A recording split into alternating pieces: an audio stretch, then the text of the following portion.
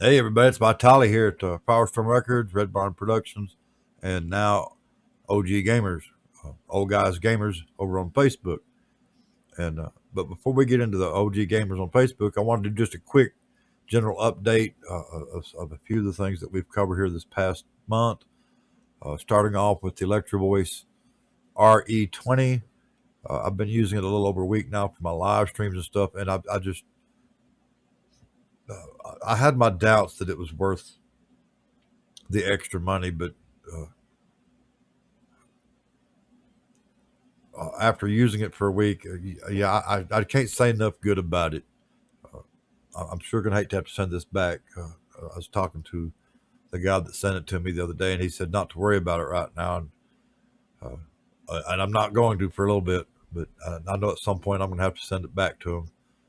But man, it's a nice microphone. I like the way it sounds. It's at the top of my buy list if I ever buy another one or another microphone. It's running into my. Let me see if I can change this right quick. I'm having to. We'll get to the what this problem's all about here in just a second.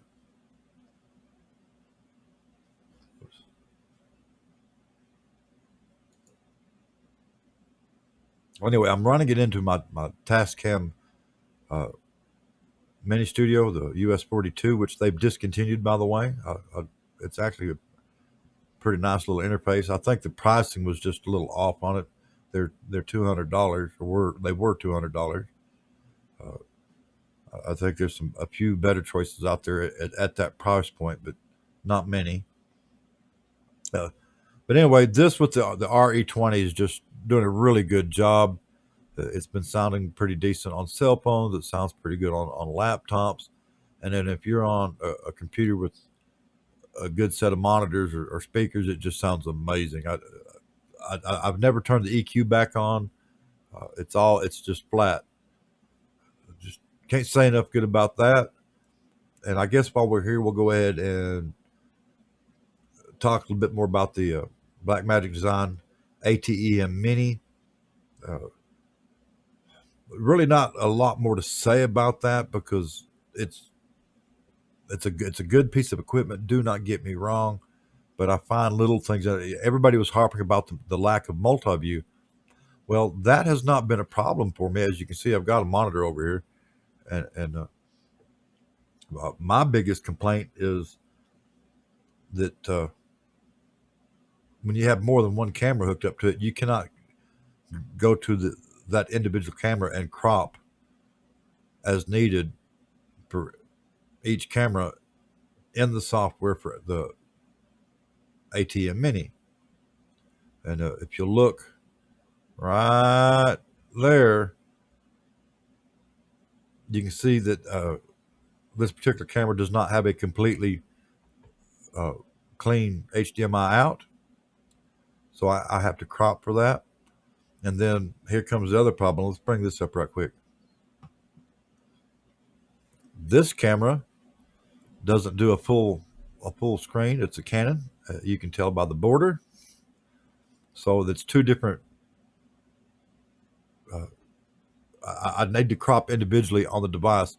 I can do that in XSplit, of course, but then it causes me problems when I'm changing scenes. So let's get out of this and just do it this way. I wish I could crop each camera individually in the ATEM Mini or the software for the ATEM Mini and not have to do it in XSplit, because then I could just hit the button and switch between cameras and it would not be a problem. It's little things. The new ATEM Mini Pro is out and it has a uh, streaming encoder built into it and then record and a couple other features, but I don't think that they've addressed the crop issue in the software. Uh, Hopefully they will here pretty soon or something. That's a feature I would like to see added in the next software update, and I know that they could do it. So hopefully they will. And